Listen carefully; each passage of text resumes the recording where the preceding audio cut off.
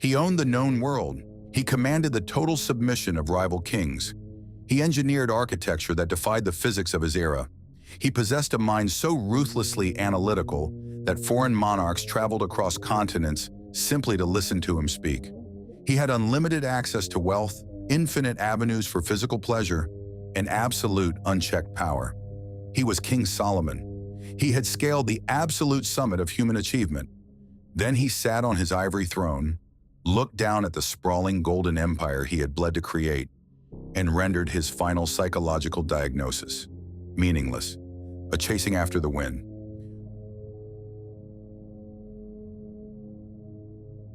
The book of Ecclesiastes is not a religious comfort blanket.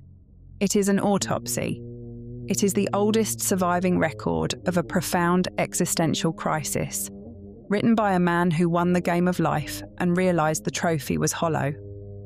Long before modern psychology mapped the hedonic treadmill, long before the concept of nihilism had a name, this text clinically dissected the futile architecture of human ambition. It strips away the delusions we use to justify our exhausting daily grind. It is a brutal, unyielding mirror. To read it is to stand naked before the void.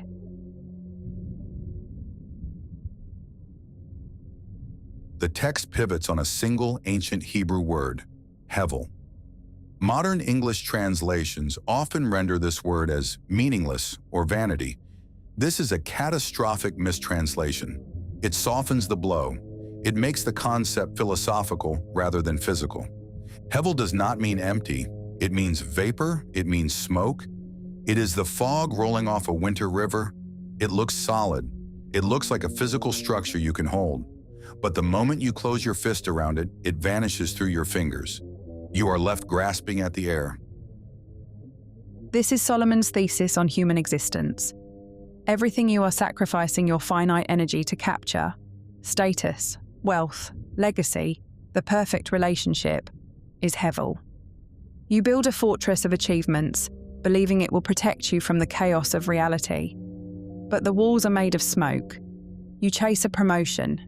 You secure the asset. You extract the validation. For a brief, intoxicating second, you feel complete. Then the vapor dissipates. The hunger returns, sharper and more vicious than before. You are back on the treadmill, running toward a horizon that mathematically cannot be reached. The ultimate tragedy of the human condition is not that we fail to get what we want. The tragedy is that we get it, and it does not save us.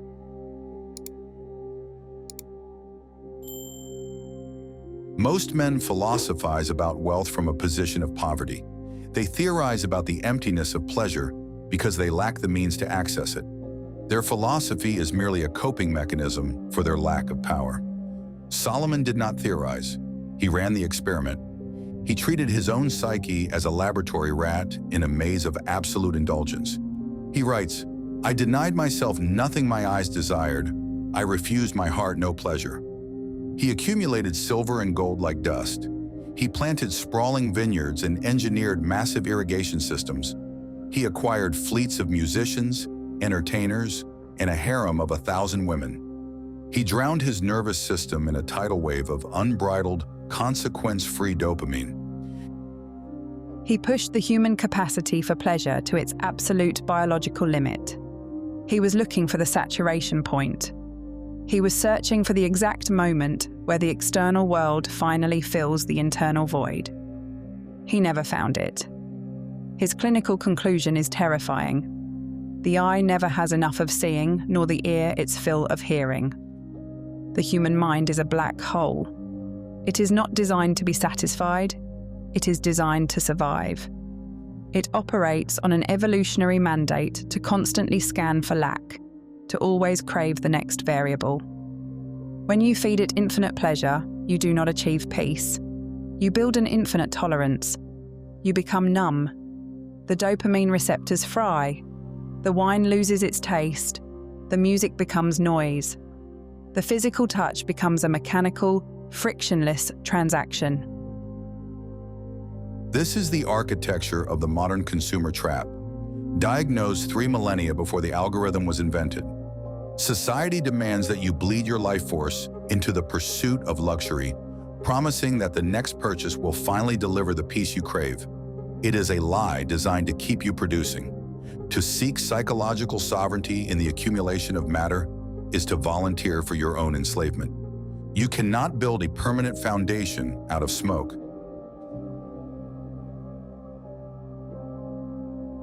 The modern intellectual worships at the altar of information. The prevailing lie is simple. If you accumulate enough data, if you master enough mental models, you can outsmart the human condition.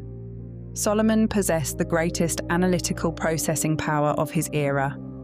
He mapped the biological world. He dissected human motivation. His conclusion is terrifying. For with much wisdom comes much sorrow. The more knowledge, the more grief. Intelligence is not an escape hatch. It is a high-voltage floodlight inside a prison cell. The fool moves through life anesthetized by his own ignorance. He stumbles into the psychological trap, bleeds, and dies without ever understanding the mechanics of his slaughter. He is a victim of circumstance. The wise man sees the trap from a mile away. He analyzes the tension of the spring. He understands the metallurgy of the teeth, but he still has to step into it. Death comes for the genius and the idiot with exact mathematical indifference. To increase your awareness without severing your attachment to the world is simply to increase the resolution of your own suffering. You do not suffer less. You simply suffer with perfect clarity.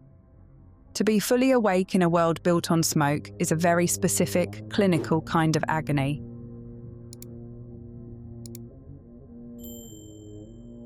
When pleasure fails, and when intellect fails, the desperate human ego reaches for its final, most resilient defense mechanism: legacy.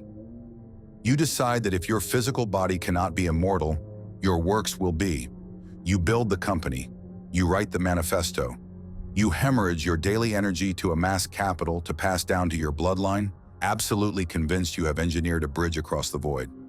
Solomon built the first temple. He engineered entire cities. He hoarded the wealth of nations. Then he looked at his heir, and the clinical reality set in. I must leave my toil to the one who comes after me, and who knows whether that person will be wise or foolish? You are bleeding yourself dry to build an empire that will inevitably be inherited by an idiot. They will squander your capital. They will dilute your philosophy. They will sell the land you broke your back to secure.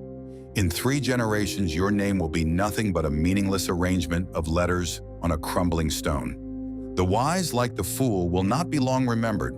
The days have already come when both have been forgotten. This is the great erasure. The tectonic plates of time do not care about your anxiety. The universe does not keep a ledger of your sacrifices. To build your psychological foundation on how you will be remembered by ghosts who are not yet born is the ultimate fatal delusion.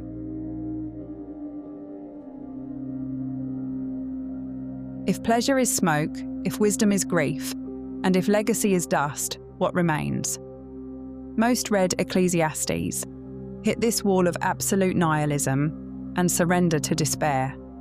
They miss the tactical genius of the text. Solomon is not trying to destroy your life. He is destroying your dependencies. When you stop demanding that the external world provide you with inherent meaning, you are suddenly, violently free. When you realize the game has no grand, eternal prize, you can stop playing by the rules of the predators who try to sell you false salvation. You can no longer be manipulated by the promise of status, because you know status is vapor. Solomon's final defensive directive is not surrender. It is hyperpresence. Whatever your hand finds to do, do it with all your might. You do not act for the legacy. You do not act for the dopamine. You act because the execution of the present moment is the only reality you actually possess. You master the void by accepting it. You strip away the romantic delusions. You observe the bleak mechanical reality of the world without flinching. You become an untouchable, frictionless surface because you no longer desire the smoke they used to bait the trap. Do not build castles in the vapor. Build armor for the present.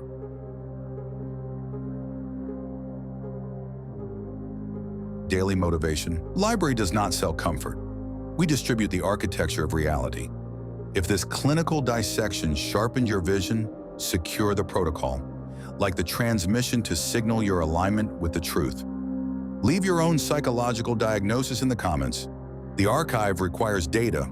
Distribute the armor. Share this blueprint with someone who is still blindly building their life on smoke. A new weapon drops every day. Subscribe, fortify your position, and do not miss the next siege. To simply subscribe is to build a fortress, but leave the watchtower empty. The algorithm is designed to sedate you. It wants to bury the architecture of reality beneath an infinite avalanche of vapor. It prefers you asleep, reactive, and easily manipulated. A dormant target is a dead target. The bell icon is not a request for your attention. It is a tripwire. It is an early warning system designed to violently breach the algorithm's noise the second new intelligence is deployed. Do not rely on chance to deliver your armor. Tap the bell. Arm the perimeter. When the next siege begins, you will be awake and armed while the rest are still bleeding in the dark.